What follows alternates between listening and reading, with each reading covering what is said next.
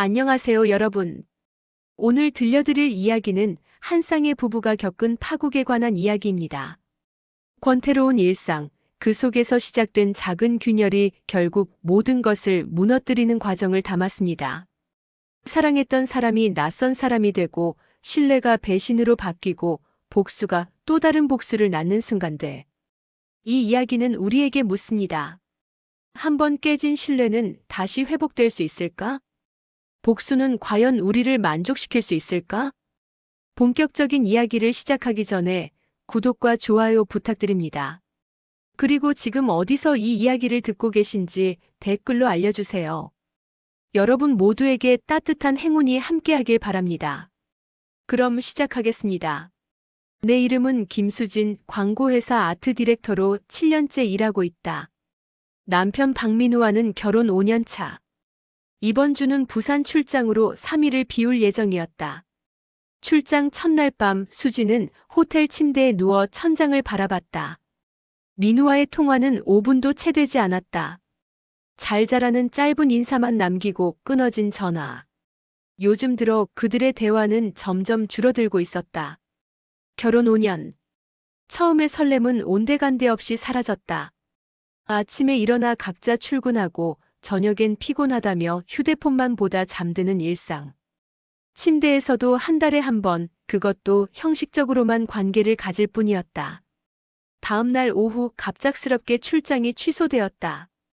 클라이언트의 일정 변경 때문이었다. 수지는 서둘러 짐을 싸고 KTX에 올랐다. 민우에게 연락하려다 깜짝 놀래켜주기로 마음먹었다.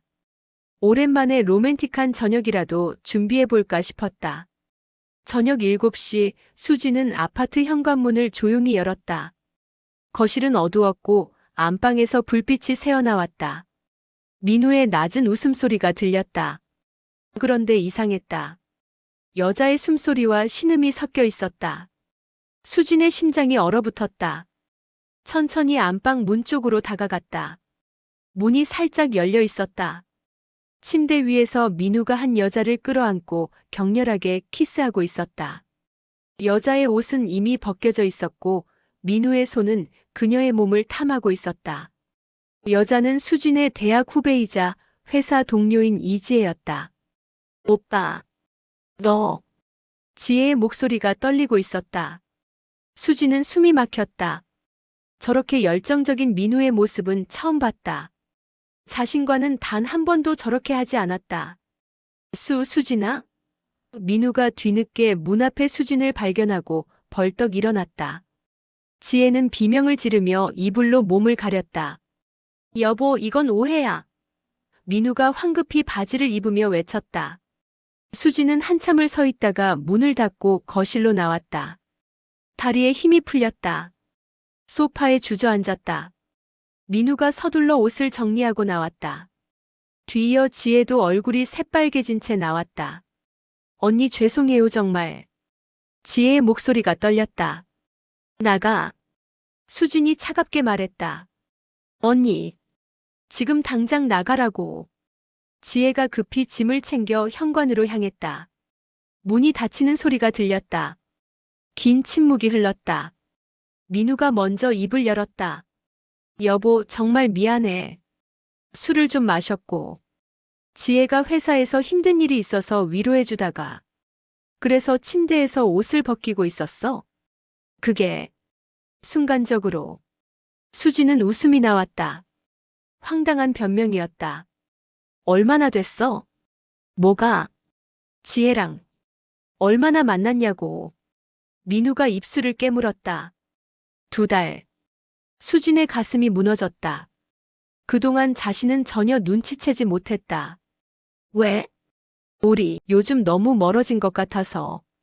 지혜는 나를 보는 눈빛이 달라.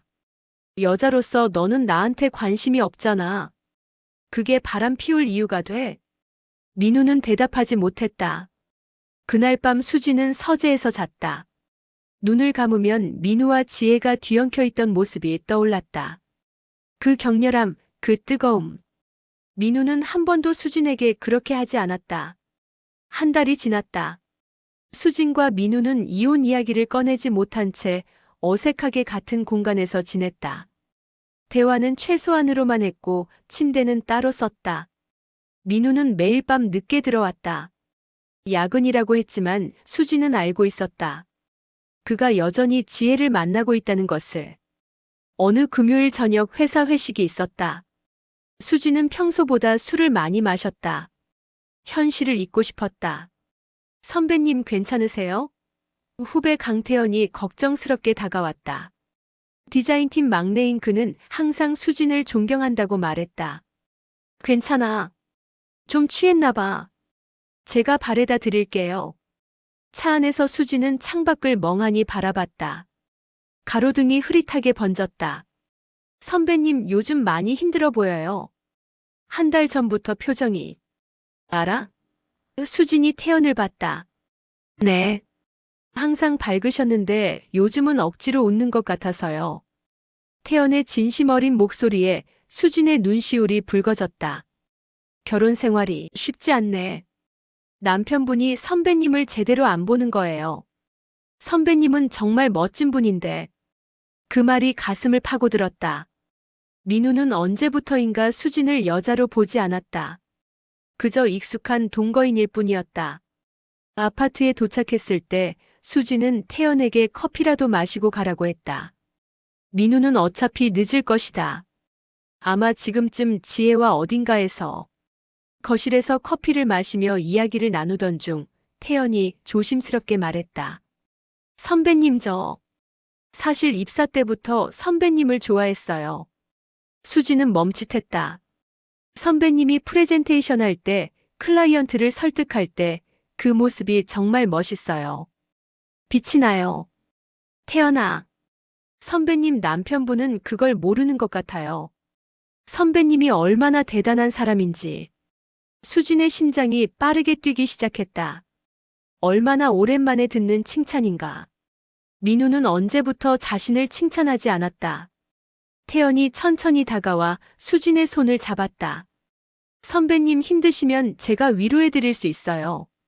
그 순간 수진의 머릿속에 민우와 지혜의 모습이 떠올랐다. 침대 위에서 뒤엉켜 있던 그들. 자신에게는 단 한 번도 보여주지 않았던 민우의 열정. 태연아. 수진이 떨리는 목소리로 말했다. 나 지금 이성적이지 못해. 후회할 것 같은데도 멈출 수가 없어. 저도요, 선배님. 태연이 수진의 얼굴에 손을 가져갔다. 오래 참았어요. 그들의 입술이 닿았다. 처음엔 조심스럽게 하지만 곧 격렬해졌다. 수진과 태연은 소파에서 서로를 탐했다. 옷이 하나씩 벗겨졌고 거친 숨소리가 거실을 채웠다. 선배님, 정말 괜찮아요? 태연이 마지막으로 확인했다. 응. 민우도 했는걸. 나도 할 수 있어. 복수심과 외로움이 뒤섞인 감정이었다. 태연은 수진을 침실로 데려가지 않고 그 자리에서 관계를 이어갔다. 한참 후 수진은 소파에 기대 앉아 천장을 바라봤다. 태연은 옆에서 그녀를 안고 있었다. 후회하세요? 태연이 물었다. 모르겠어. 근데 민우가 느꼈을 그 쾌감이 이거였구나 싶어. 바로 그때 현관문이 열리는 소리가 들렸다. 여보? 민우의 목소리였다. 수진과 태연은 얼어붙었다. 급히 옷을 주워 입었지만 이미 늦었다. 거실로 들어온 민우는 그 장면을 목격했다. 흐트러진 옷, 소파 위의 흔적, 당황한 두 사람. 뭐 하는 거야? 민우의 목소리가 떨렸다. 너한테 물어야 할 말 아니야? 수진이 차갑게 대답했다. 너도 지혜랑 했잖아. 나도 할 수 있지. 수진아. 나가봐, 태연아. 수진이 태연에게 말했다. 태연은 미안한 표정으로 황급히 현관으로 향했다. 남겨진 수진과 민우는 서로를 노려봤다. 미쳤어? 우리 집에서 후배랑? 너도 우리 침대에서 지혜랑 했잖아. 그건 실수였어. 실수. 2달이나 만났으면서. 수진이 비웃었다. 그리고 아직도 만나고 있잖아. 오늘도 지혜 만나고 온 거 아니야? 민우는 대답하지 못했다. 인정해. 넌 아직도 지혜 만나고 있어. 늦게 들어오는 날마다 그 여자 만나는 거지. 미안. 미안으로 끝나? 그럼 나도 미안하면 돼. 그날 밤부터 수진과 민우의 관계는 완전히 무너졌다. 하지만 이혼은 하지 않았다. 아니, 할 수 없었다. 둘 다 자신의 잘못을 인정하기 싫었고 상대방이 먼저 나가길 바랐다. 2주가 지났다. 수진과 민우는 같은 집에 살았지만 남처럼 지냈다. 대화는 필요할 때만 최소한으로 했고 서로의 일정에 관심이 없었다. 민우는 여전히 늦게 들어왔다. 지혜 냄새를 풍기며. 수진도 태연과 회사에서 은밀히 만났다. 회의실, 주차장, 때로는 근처 모텔에서. 어느 목요일 밤 민우가 또 늦게 들어왔다. 새벽 1시였다. 수진은 거실 소파에 앉아 와인을 마시고 있었다. 또 지혜 만나고 왔어? 응. 민우가 당당하게 대답했다. 너도 태연 만나잖아. 그래. 나도 만났어. 둘은 서로를 노려봤다. 증오와 질투 그리고 묘하게 뒤틀린 욕망이 섞여 있었다. 우리 정말 최악이네. 수진이 쓰게 웃었다. 누구 때문에 이렇게 됐는데? 너 때문이지. 넌 아니야. 말다툼이 격해졌다. 그러다 갑자기 민우가 수진을 끌어당겼다. 뭐해? 궁금해서. 민우의 눈빛이 어두웠다. 태연이랑은 어떻게 했는지. 미쳤어? 너도 궁금하잖아. 내가 지혜랑 어떻게 하는지. 비틀린 욕망이었다. 서로를 증오하면서도 끌리는 이상한 감정. 그날 밤 수진과 민우는 5년 만에 처음으로 격렬하게 관계를 가졌다. 하지만 그건 사랑이 아니었다. 증오와 복수, 질투가 뒤섞인 왜곡된 욕망이었다. 지혜는 이렇게 했어? 수진이 도발적으로 물었다. 태연은 이렇게 했냐? 민우가 거칠게 반응했다. 그들은 서로에게 상처를 주며 쾌락을 탐했다. 다음 날 아침 수진은 침대에서 눈을 떴다.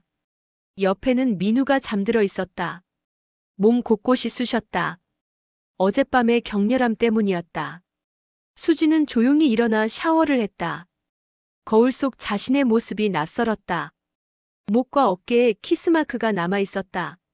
나 뭐 하는 거지? 회사에 출근했을 때 태연이 다가왔다.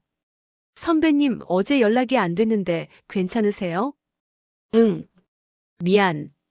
좀 바빴어. 혹시 남편분이랑 싸우신 거예요? 수지는 대답하지 않았다. 싸웠다고 해야 할까 아니면. 점심시간 수지는 우연히 지혜와 마주쳤다. 지혜는 수진을 피하려 했지만 수진이 먼저 다가갔다. 지혜야. 언니. 민우 어제도 만났지? 지혜의 얼굴이 빨개졌다. 언니, 미안해. 근데 오빠가. 오빠? 수진이 비웃었다. 남의 남편을 오빠라고 불러. 언니가 오빠를 제대로 안 챙겨줘서. 뭐? 오빠는 외로웠어요. 언니는 일만 하고 오빠한테 관심도 없었잖아요. 수지는 화가 치밀었다. 하지만 동시에 깨달았다.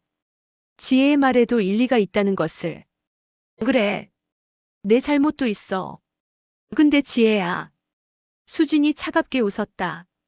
넌 계속 만날 수 있을 것 같아? 민우는 절대 나랑 이혼 안 해. 넌 평생 뒷방 여자로 남을 거야. 지혜의 얼굴이 일그러졌다. 그날 밤 민우가 평소보다 일찍 들어왔다. 지혜와 싸운 모양이었다. 왜 지혜한테 그런 말을 한 거야? 사실이잖아. 너 나랑 이혼할 거야? 민우는 대답하지 못했다. 봐. 넌 지혜를 사랑하는 게 아니야. 그냥 새로운 자극이 필요했던 거지. 나도 마찬가지고. 그럼 우리 뭐야? 이렇게 살 거야? 모르겠어. 근데 이혼은 안 할 거야. 내가 먼저 나가는 건 억울하거든. 나도 마찬가지야. 그들은 서로를 노려봤다. 사랑은 없지만 헤어지지도 못하는 기묘한 관계. 한 달이 더 지났다. 수진과 민우의 관계는 더욱 악화되었다. 민우는 여전히 지혜를 만났고 수진도 태연과의 관계를 이어갔다. 그러던 어느 날 회사에서 큰 문제가 터졌다. 수진과 태연의 관계가 소문으로 퍼진 것이다.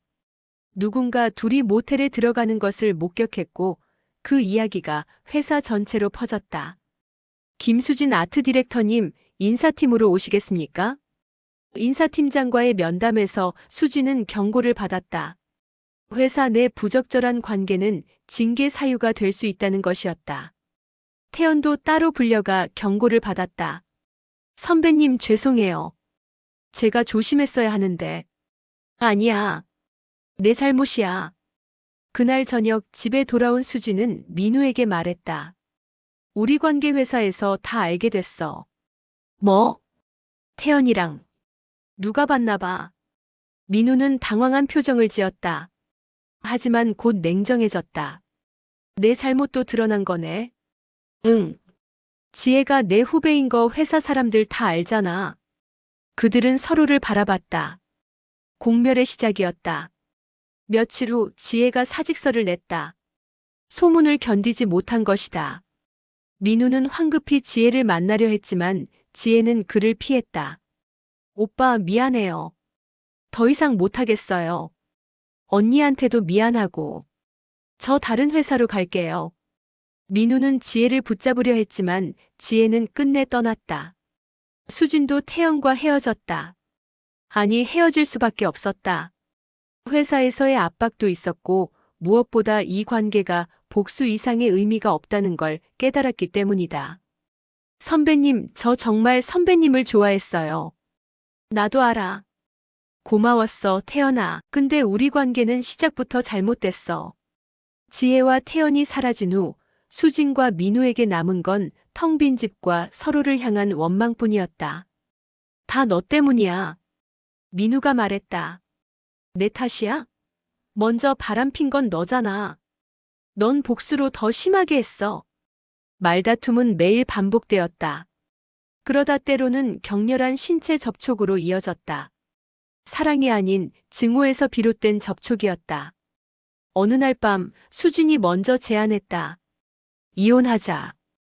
응. 우리 이렇게 살 수 없어. 서로 망가뜨리고 있잖아. 민우는 한참을 침묵하다 고개를 끄덕였다. 그래. 이혼하자. 이혼 절차가 시작되었다. 재산 분할, 위자료 문제로 또다시 싸움이 시작되었다. 넌 바람 폈으니까 위자료 내야지. 너도 마찬가지잖아. 변호사를 통한 협의도 순조롭지 않았다. 서로 한치도 양보하지 않았다. 그러던 중 수지는 충격적인 사실을 알게 되었다. 민우가 회사 돈을 횡령했다는 것이다. 지혜와의 만남에 돈이 필요했고 회사 법인카드를 사적으로 사용했던 것이다. 민우야, 너 회사 돈 썼어? 민우의 얼굴이 창백해졌다. 어떻게 알았어? 회사에서 감사 나왔어. 너 큰일 났어. 민우는 주저앉았다. 횡령 금액은 3천만 원이 넘었다. 형사처벌 대상이었다. 수진아, 도와줘. 제발. 내가 왜? 우리 아직 부부잖아. 이혼 전까지는. 수진은 고민에 빠졌다. 민우를 도와줄 이유가 없었다. 하지만 그가 구속되면 이혼 절차도 복잡해질 것이다. 결국 수진은 자신의 예금을 깨서 민우의 빚을 갚아줬다. 대신 이혼 조건으로 집을 모두 가져가기로 했다. 6개월 후 이혼이 성립되었다. 수진은 집을 팔고 작은 오피스텔로 이사했다. 회사에서의 입지는 좁아졌지만 그래도 버티고 있었다. 민우는 회사에서 해고당했다. 횡령 사실이 알려지면서 다른 곳에 취직하기도 어려워졌다. 원룸에서 혼자 살며 아르바이트로 생계를 유지하고 있었다. 지혜는 다른 회사로 옮겼지만 소문은 따라갔다. 결국 그녀도 회사를 그만두고 프리랜서로 일하게 되었다. 태연은 수진이 떠난 후 다른 부서로 발령받았다. 그는 가끔 수진을 떠올리며 후회했다. 처음부터 선을 넘지 말았어야 했다고. 어느 비 오는 날 수진은 우연히 거리에서 민우를 마주쳤다. 초라한 옷차림의 그는 수진을 보고 고개를 숙였다. 잘 지내? 응. 그들은 더 이상 할 말이 없었다. 한때는 사랑했고 결혼까지 했던 사이였지만 지금은 남보다 못한 사이가 되어 있었다. 수지는 발걸음을 옮겼다. 뒤돌아보지 않았다. 그날 밤 혼자 오피스텔에 앉아 수지는 생각했다. 우리는 서로를 파괴했다. 권태가 배신을 낳았고 배신이 복수를 낳았고 복수가 파멸을 낳았다. 되돌릴 수 없는 선택들. 그 선택들이 모두의 인생을 망쳤다. 수지는 창밖을 바라봤다. 빗물이 유리창을 타고 흘러내렸다. 마치 눈물처럼. 만약 그때로 돌아갈 수 있다면. 하지만 시간은 되돌릴 수 없다. 부서진 것은 다시 원래대로 돌아가지 않는다. 수지는 그날 이후로 다시는 사랑하지 않기로 마음먹었다. 신뢰는 한 번 깨지면 영원히 회복되지 않는다는 것을 뼈저리게 배웠다. 이것이 수진과 민유 그리고 그들을 둘러싼 사람들의 파멸 기록이다.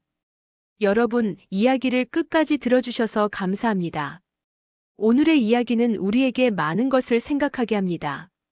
관계의 권태는 누구에게나 찾아올 수 있습니다. 하지만 그 권태를 어떻게 해결하느냐에 따라 우리의 인생은 완전히 달라질 수 있습니다. 배신은 또 다른 배신을 낳고 복수는 또 다른 복수를 낳습니다. 그 끝에는 누구도 승자가 없습니다. 모두가 상처받고 모두가 무너집니다. 만약 여러분의 관계가 지금 권태로워졌다면 배신이 아닌 대화를, 복수가 아닌 용서를, 파괴가 아닌 회복을 선택하시길 바랍니다. 한번 깨진 신뢰는 다시 붙일 수 없습니다. 하지만 깨지기 전에 지킬 수는 있습니다. 여러분의 관계는 지금 어떤 상태인가요? 혹시 비슷한 경험이 있으시거나 이 이야기에 대한 생각이 있으시다면 댓글로 나눠주세요. 여러분의 모든 이야기를 존중하고 경청하겠습니다. 다음 이야기도 함께하고 싶으시다면 구독 버튼을 눌러주세요. 오늘도 여러분의 소중한 시간을 함께해 주셔서 진심으로 감사드립니다. 다음 이야기에서 또 만나요.